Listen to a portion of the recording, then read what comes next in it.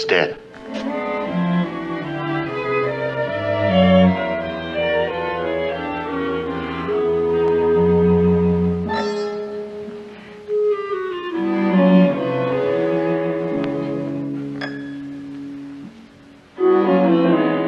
Tessa, give me the gun.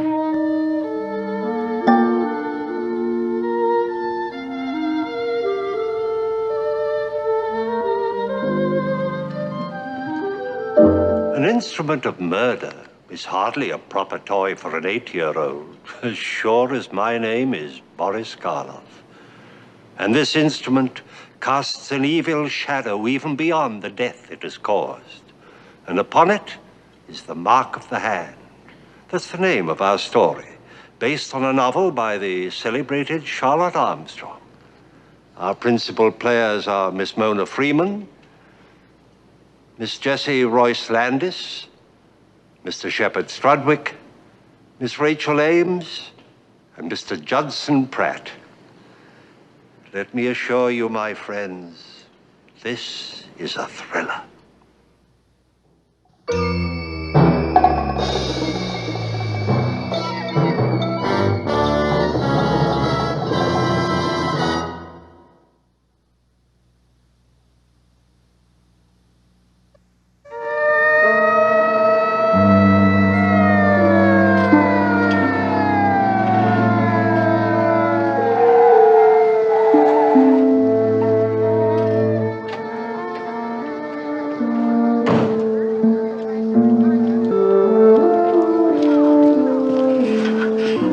Somebody get killed, Lieutenant? One of the Kilburns?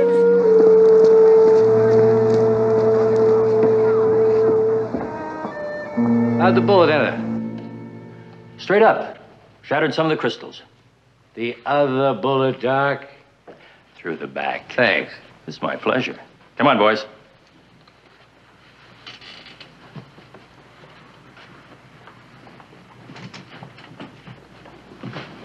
You ready for me now, Lieutenant? I think so. Come on in.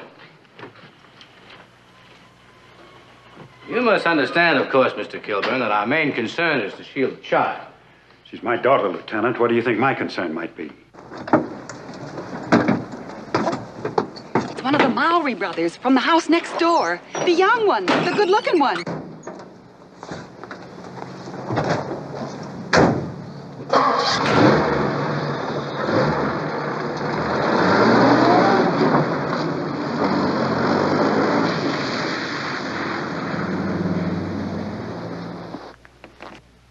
Has she ever been under psychiatric care? No.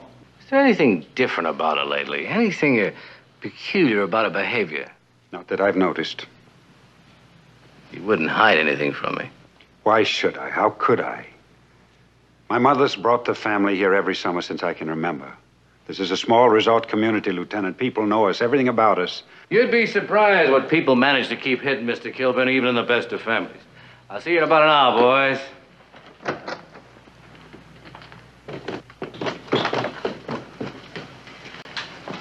Thanks, Fred.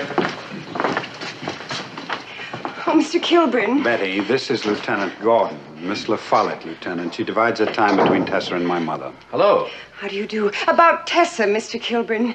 She's in shock. She's under sedation, Betty. Just stay with her, please.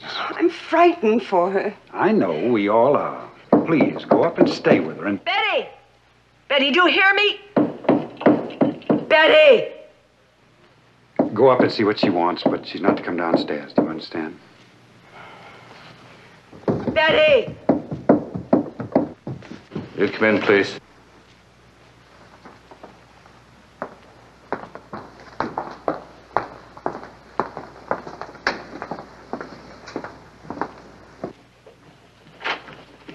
I'm here, Mrs. Kilburn. Oh, get me out of here. Do you hear me? I said get me out of here. Your son told me you're to remain in your room. Thank you. I'm always up at the crack of dawn. Habit, I guess. Do you usually entertain at 8 o'clock in the morning? I'm not sure I care for your phrasing, Lieutenant Gordon. Coffee was being served for 3, Miss Walsh.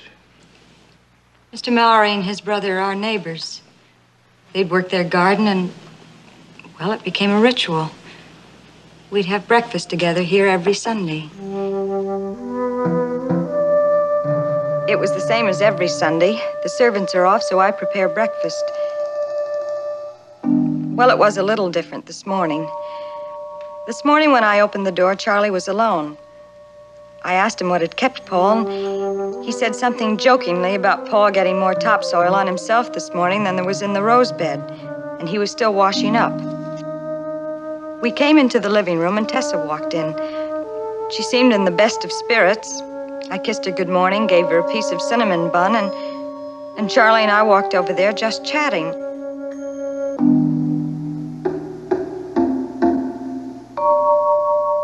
The next thing I knew, she had the gun cabinet open and was playing with that gun. She'd done it before, and Douglas had been furious. She tried to turn away, and it went off somehow. It hit the chandelier, and he turned, and it went off again, and Charles...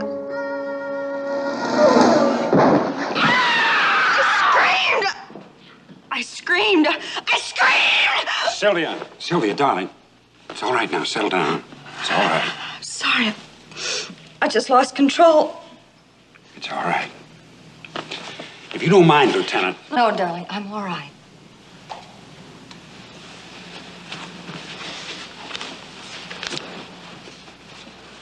You say your daughter had played with the guns before?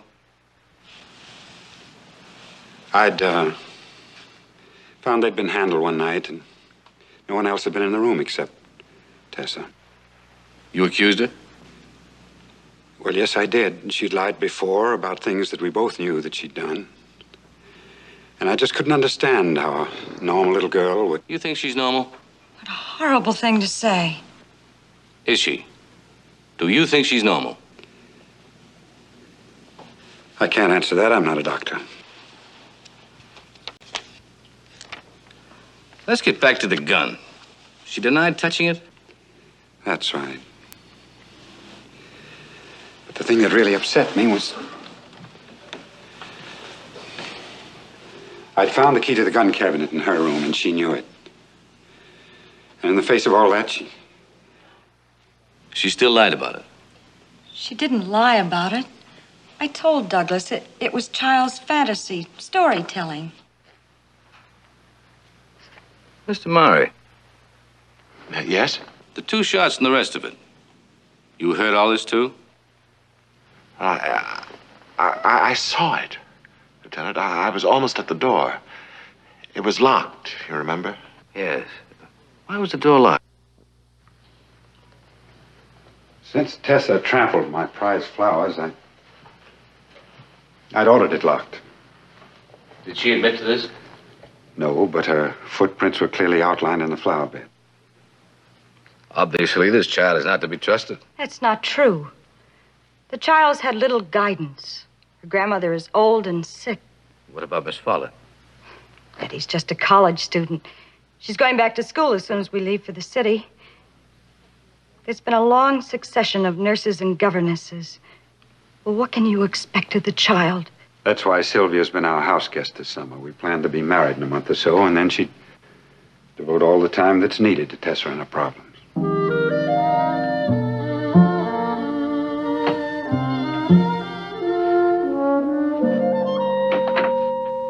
Is she awake?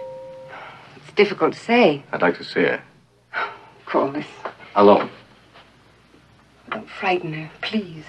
Don't worry.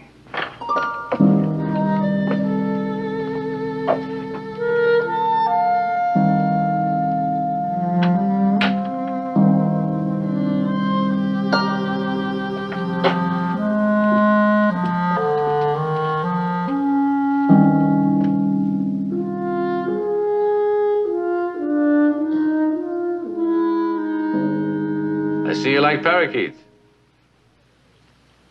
I like him, too. What's his name? Or should I say hers? I wish there was some way you'd talk to me, Tessa. I'd like to have you trust me. Wouldn't you like to tell me what happened? Are you a psychiatrist? No. No, I'm a policeman. Oh, You're not afraid of me, are you? no. That's good. Now, wouldn't you like to tell me what happened today? I won't tell you anything. I want you to deliver a message to my family. A message? Yes. What is it? I'm never going to speak again. Why, Tessa? Are you angry with them? Is that why you won't speak to them again? You don't understand. I'm never going to speak to anyone. Why, Tessa? Because it's nothing but trouble for kids. Speaking's for grown-ups. It doesn't matter what they say. But for kids, no. No matter what, I'm never going to speak again.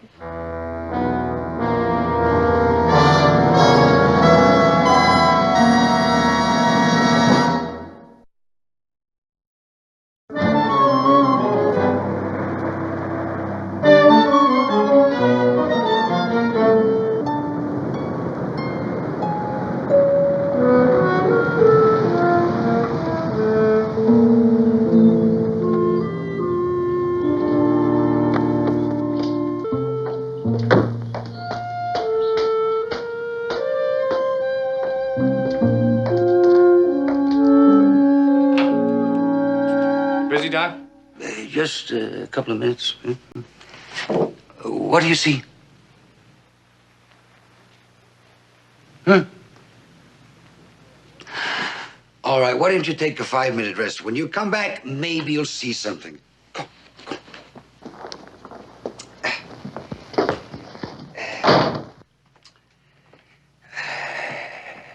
Amnesia. If you saw his wife... Have you seen the Kilburn girl? Yeah, little Tessa, yes. Did she speak to you? No. She has not spoken for 2 days. But that is not unusual. I have seen cases like this where they don't speak for a month, 2. Maybe a month in a state hospital under observation. Oh, Doc, I can't wait a month. This is not a case where a child has lost the power of speech. She has just decided not to talk. Well, isn't there some way we can make her talk? You beat her, maybe, huh? This child has had a traumatic shock. Another shock would cause damage beyond repair. But I need her testimony.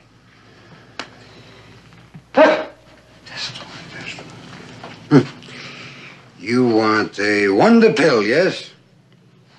Methamine diazepoxide. Would that work? You take it. Make a lion lick its keeper's paw, said in the paper. Okay, Doc, I'll keep in touch. Send in Mr. Amnesia, yes?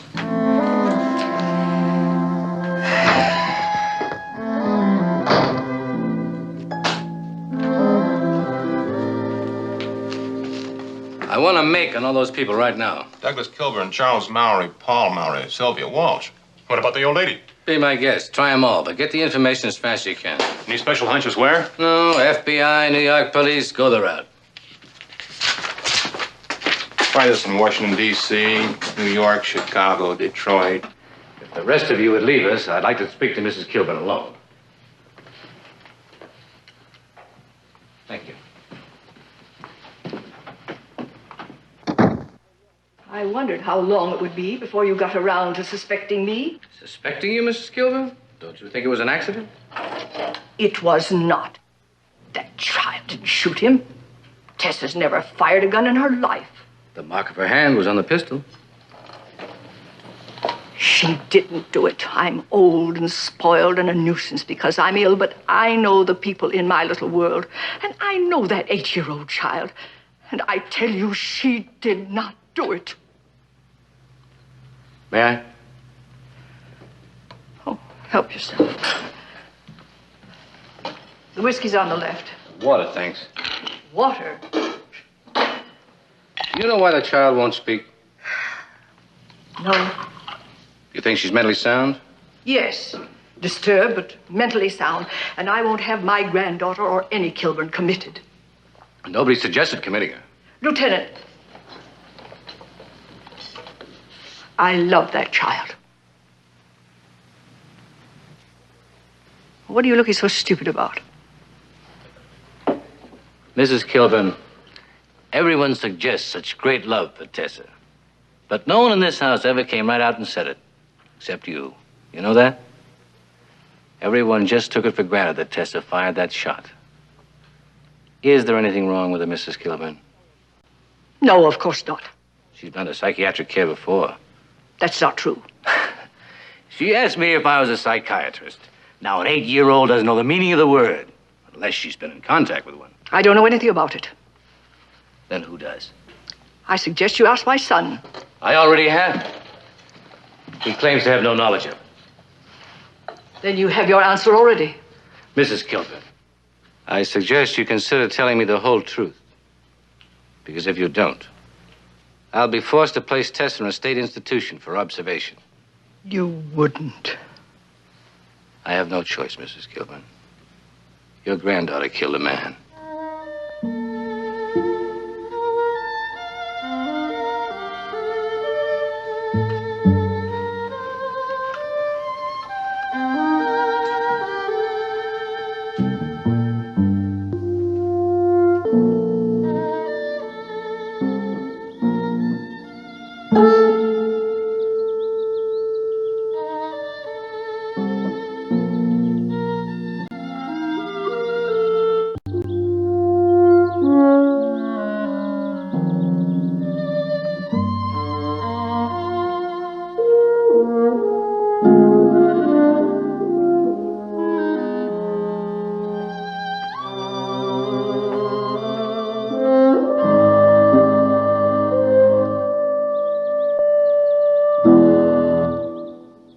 What have I got for clues? Fingerprints? Tessa's on the pistol. Miss Walsh and Mr. Mowry's all over the table. Tessa's are the only ones that tell us anything. That we already know. Can't you trust me, Lieutenant?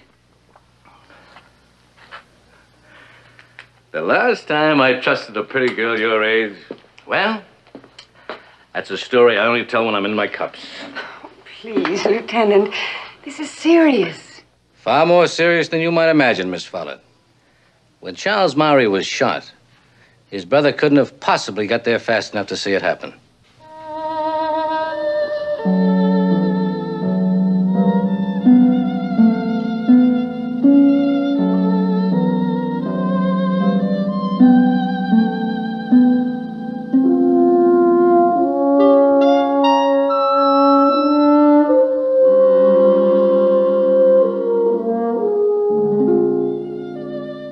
Mrs. Kilbert, your son disclaims any knowledge of having sent Tessa to a psychiatrist. I don't think Douglas would lie about a thing like that. Would you? See here, young man. Tessa's been under the care of a Dr. Richards. You sent her to him. Mrs. Kilburn, we found Tessa's last governess. She told us that she took the child to the doctor's office periodically, on your instructions. Well? Yes, it's true. Why didn't you tell me? A little girl is found with a gun in her hand and a dead man on the floor. It's an accident. Would you expect me to give you reason to suspect her of anything more? I don't understand. When Douglas's wife died, I think he died too. He functioned like a machine. He really didn't care. He paid absolutely no attention to Tessa. When she grew up, she would deliberately smash things. And then she'd tell Douglas what she'd done. Because of her truthfulness, he didn't punish her. Well, you know what she was doing. Yes, the doctor told me it was a perfectly normal reaction. The child was trying to get her father's attention. She couldn't do it by telling the truth, so she proceeded to lie about it. For that, Douglas did punish her. And even punishment was better than being ignored. Yes. But then she began to resent the punishment. I don't know. Perhaps she considered Sylvia a rival for her father's attention. Did she resent being punished for something she didn't do? Well, she denied trampling the flowers. She denied handling the pistols. Perhaps she was telling the truth and nobody believed her.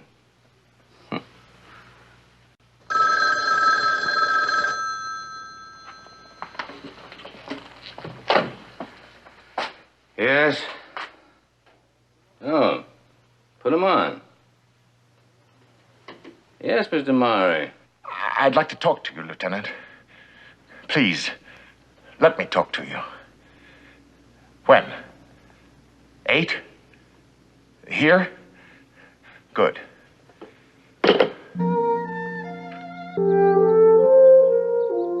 Lieutenant, do you think there's a chance for Tessa? Yes. If she tells us what really happened. If not, you know what I have to do. Oh, I thought you were alone, Lieutenant. Excuse me, Mrs. Kilburn.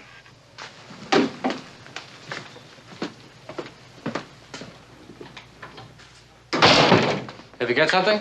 One of your customers has a nice little record. Forgery, fraud. Thanks, Joe. Anytime.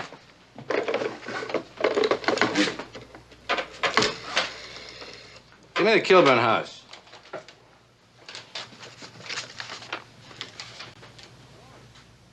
Hello? Oh, Betty? Oh, this is Lieutenant Gordon. Is Mr. Kilburn there? Huh? Oh, he's downtown shopping, huh?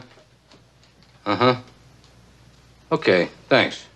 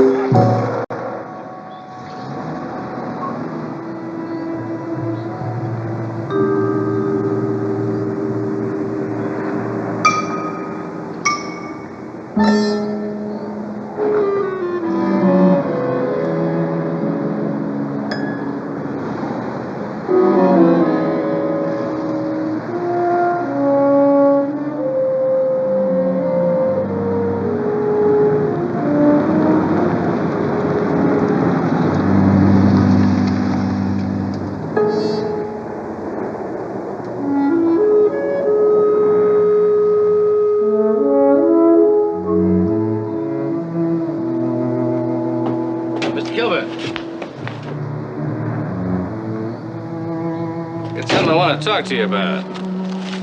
This is a report that just came in.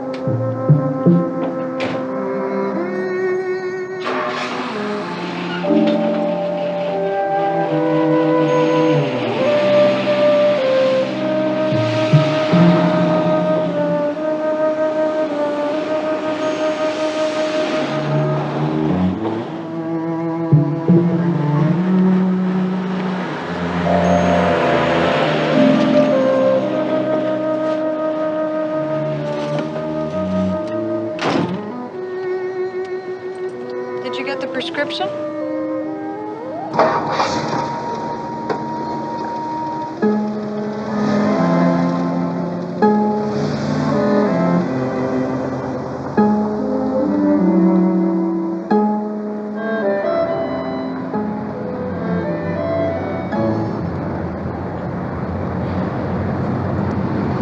What's the matter, Douglas? I don't know how to begin. Begin what, dear? Did you know Charles Mowry before we met? Is that what the detective told you? I'm asking you, did you? You don't have to get angry. Did you know he served a term for forgery and another for fraud? No, I didn't. It was an accident, wasn't it, Sylvia? Why do you suppose a policeman starts to investigate an accident? I don't know, Douglas. Because of discrepancies. When you told Gordon what happened, you said the first shot hit the ceiling, but I remembered afterwards. It was the second shot that hit the chandelier. I guess I was upset. I must have made a mistake. Did you know Mowry before? Answer me. All right. Yes, I did. I wanted to tell you, but I was afraid to. Afraid of what? Of Charles. You don't know what he was capable of. We were engaged once, but I broke it off. So he followed me here. Don't you see? I had to pretend that we just met. Why? Because I love you, Douglas. I don't want to lose you. I don't know what I'd do if I lost you. I might as well be dead. Look out!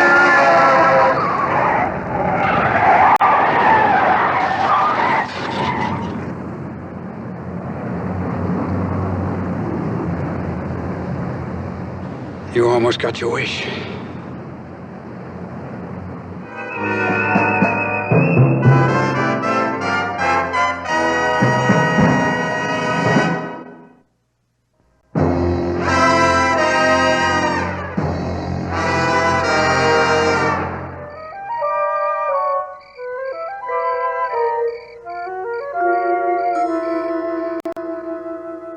Is Douglas still upstairs with Tessa? No, he took a tray up to her, but she refused to eat, so he brought it down again. Excuse me.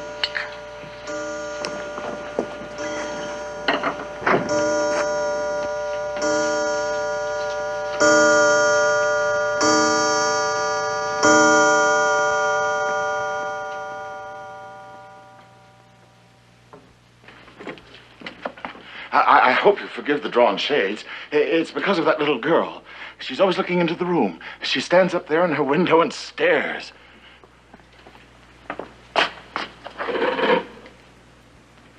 Well, she's not there now.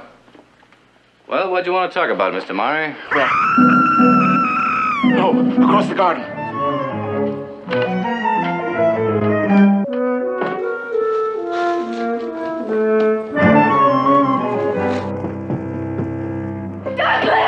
Douglas, it's Tessa. Celia, get hold of it. Tessa, she tried to kill me. Get hold of it. Douglas, she tried to kill me. She did. Take her downstairs.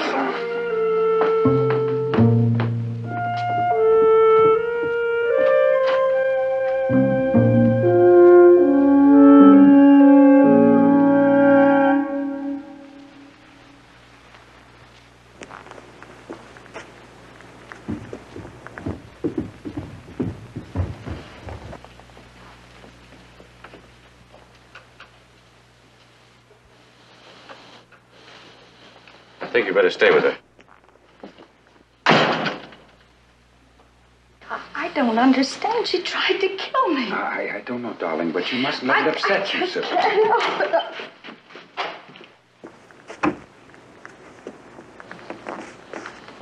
What happened, Miss Walsh?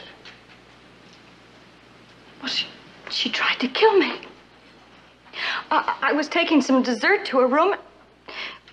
Well, when I walked in, she had that knife under her pillow and... Where did she get it? Douglas, you took her tray, didn't you?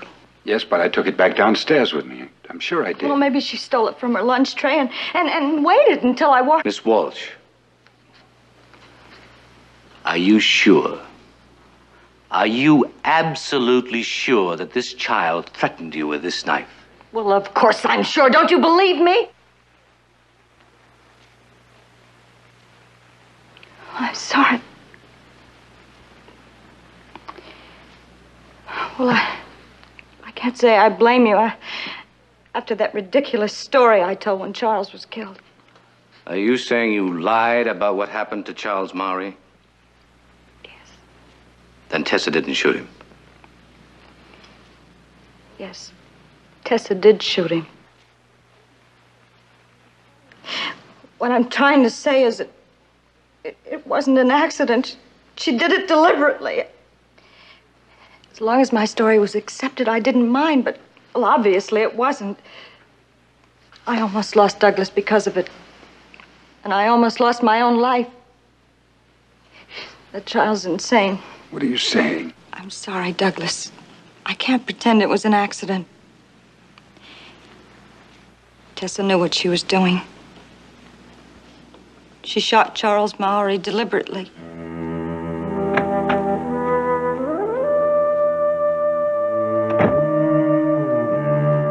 She had the gun with her when she came into the room. It was fully loaded. Obviously, she'd hidden it just as she hid the knife. She said, "Mr. Mowry, I'm going to kill you." Charles thought she was playing a game. She fired. I leaped at her and grabbed her wrist. The gun went off again, hitting the chandelier. I'm sorry.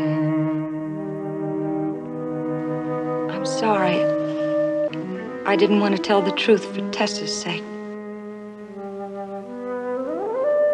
And you, Mr. Murray, you saw all this too?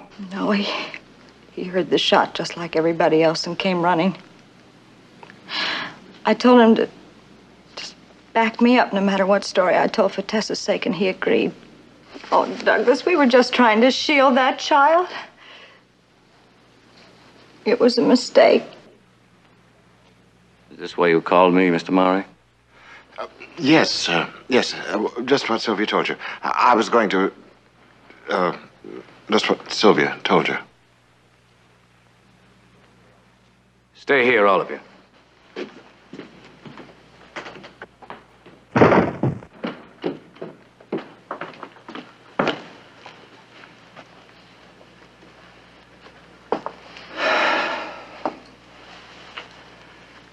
Great. I really fixed it up great, didn't I? Yes, I heard. You know what this means, don't you? Up until now, I could have reported Maury's death an accident. Now it's got to be murder. Oh, an 8-year-old child murdered. Don't be ridiculous. I have to report Miss Walsh's story. Who's to deny it? If that child deliberately shot that gun, she'll be institutionalized. We have just one chance to prevent that. What's that? Ask her father to come up here.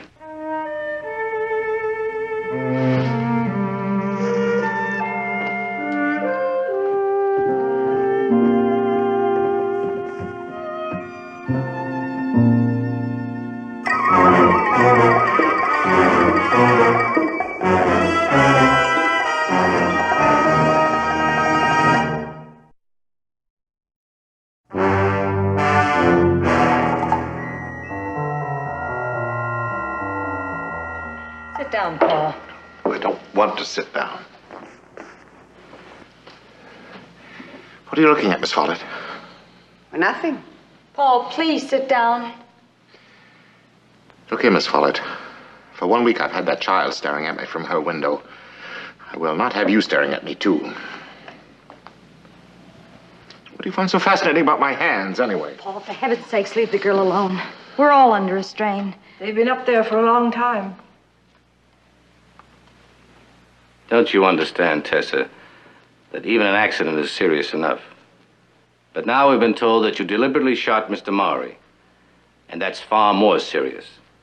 Tessa, listen to me. She's exhausted, Gordon. Why don't you let the... I'll let the child do whatever she wants, after she tells me what happened. Tessa, was it an accident? Did you shoot him at all? Was the gun placed in your hand? Did you see Mr. Maury lying on the floor when you walked into the room? Tessa, answer me! Stop badgering the child. You're afraid of what she might tell me, Mr. Kilburn? Do you know what I'll have to do if you don't talk to me, Tessa? Do you know, Tessa? Was the gun placed in your hand? Did you see Mr. Maury lying on the floor when you walked into the room? Tessa, answer me! That's enough, Gordon. Let her alone. You keep out of She's this. my daughter, and I said let her Now, alone. you listen to me, little girl.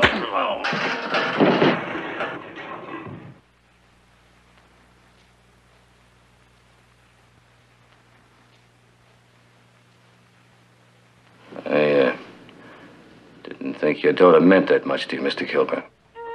Get out of here now. I'll go, but I'll be back with a court order for that child's custody.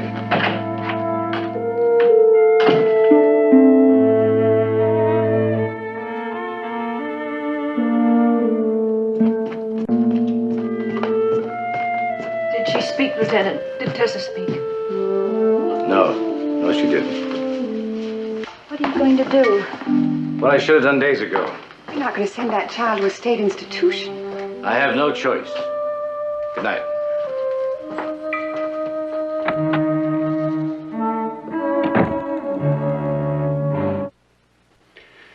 And you know something, Tessa? I never hit anyone over a lady in my life before.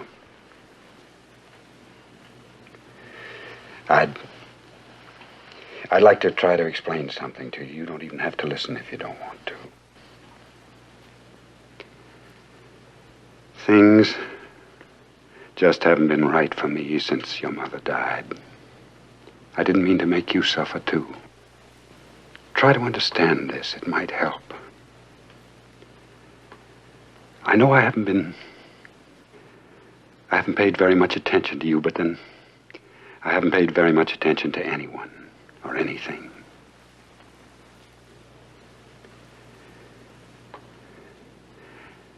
Tessa, the only reason I want you to speak to me now is because of my concern for you. After that, you don't ever have to speak to me again if you don't want to. But I want you to know that I don't believe you shot that man. I don't believe you attacked Miss Walsh. And about the flower bed. Footprints aren't such a proof of anything. They could have been planted there. Hey, that's funny. Footprints planted in the flower bed. Footprints can be planted just as well as fingerprints, my darling. Tessa. Tell me, Tessa, whatever it is, I'll believe you. Because I'm your father. And because I love you.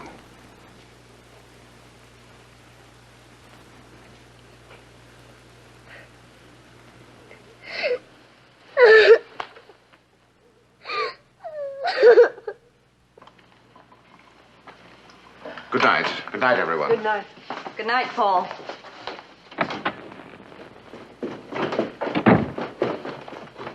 Douglas, how is she? Asleep. She's exhausted. Did she talk? No. All I had to do was to make contact with her. A simple act of trust between father and daughter. I couldn't do it. And it's hopeless? No, I didn't mean that. Just now, for the first time, she showed some emotion. She cried. In the morning, I'm sure she'll talk to me. Where are you going? To stop Lieutenant Gordon getting that court order any way I can. Will you be long? As long as it takes.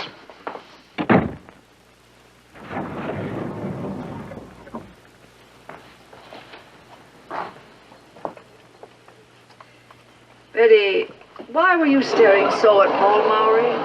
What did you see on the table? I'm not sure, Mrs. Kilburn. But you did see something. Yes. Why didn't you tell Lieutenant Gordon?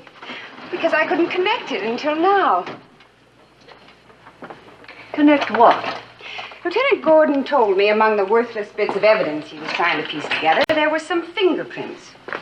Whose fingerprints? Paul Mowry's. There were 3 sets of Paul Mowry's fingerprints on the table. What of it? He was outside the door when I entered the room.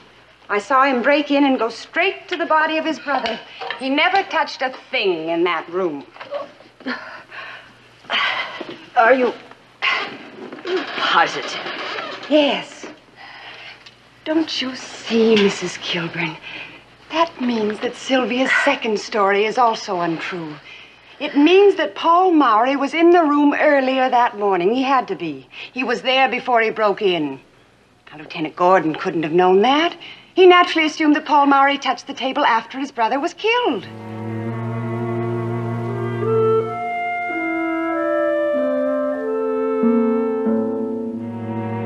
You want to see me? Now? All right, I'll be right over.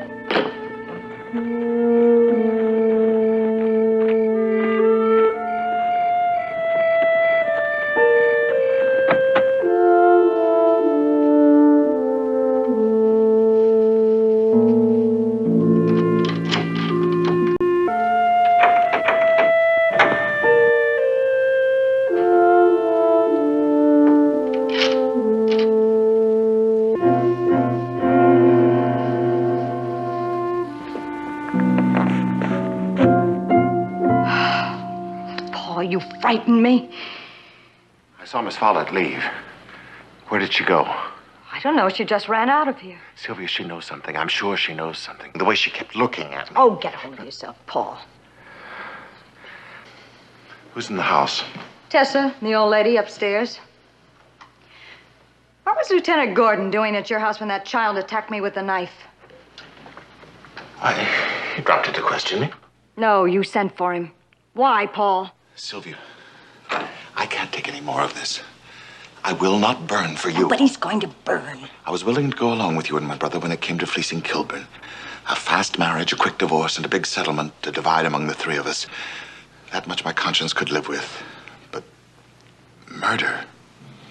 No. Obviously, you haven't told this to Lieutenant Gordon. No. We just come into my study when we heard you scream.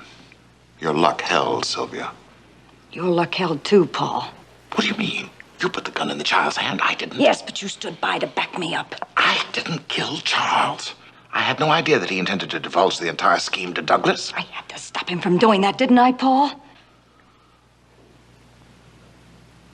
He said he was doing it for love, Paul. For love of me. He didn't want me to marry Douglas. Not even for one day. Now, what do you think of that? Sylvia, you've got to let me out of this. No, Paul. And if you ever feel talkative again, just remember this. Yes, I pulled the trigger, but you're guilty, too. By law, you're just as guilty as I am. Now, get out of here. Don't you ever set foot in this house again unless you're invited. But you called me on the phone. What? Didn't you? No. You did. You said... Up.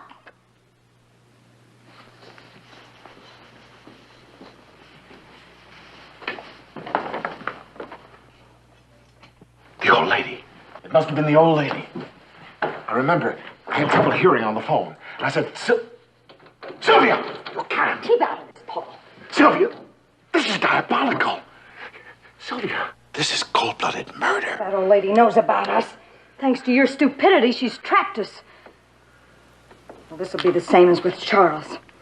They'll find the old lady dead and the gun in the child's hands. And they'll put her away once and for all. You're the one that should be put away, Sylvia. Get out of here. And if you say anything to anybody, I'll tell them you killed your brother.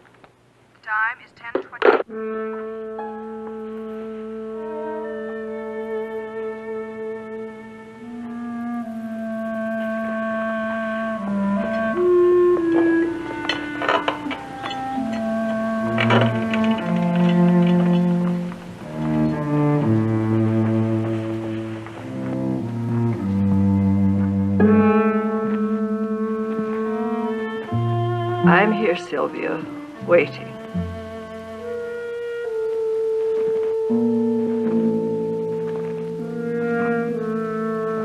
What happens to me is of no importance. Don't do this to Tessa. She's so troubled, so helpless. You should have thought of Tessa when you phoned Paul, Mrs. Kilburn. Now I have to do this.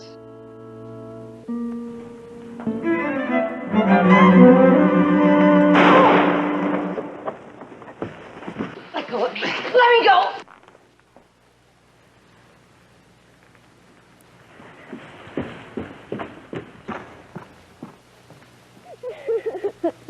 Oh, here, let me have her. Daddy! Daddy! You mean to say that you were in this house all the time? Right here with Tessa. We used the outside stairway to get back in. I'm furious. I thought I was on my own. She all right? She's a Kilburn. Of course she's all right. I understand you're responsible for this trickery. Do you realize I might have been killed? Mother, nobody asked you to telephone Maori and impersonate Sylvia. Well, that's no excuse for this policeman to lie about a court order. Well, let's just say it was a cover story to compel a disagreeable old lady to help me smoke out a murderer. Well, Betty here was my accomplice. She told the crucial part of the story to you. Betty, is that true? Well, yes, ma'am. You're fired. Fired? Oh, no. Oh, anyone who could fool an old crow like me is dangerous. You'll have to learn all my secrets. From now on, you'll take charge of Tessa exclusively. Now let's get out of here and leave my son alone with my granddaughter. I thought I just fired you. Lieutenant Gordon will see me to my room, won't you, Lieutenant?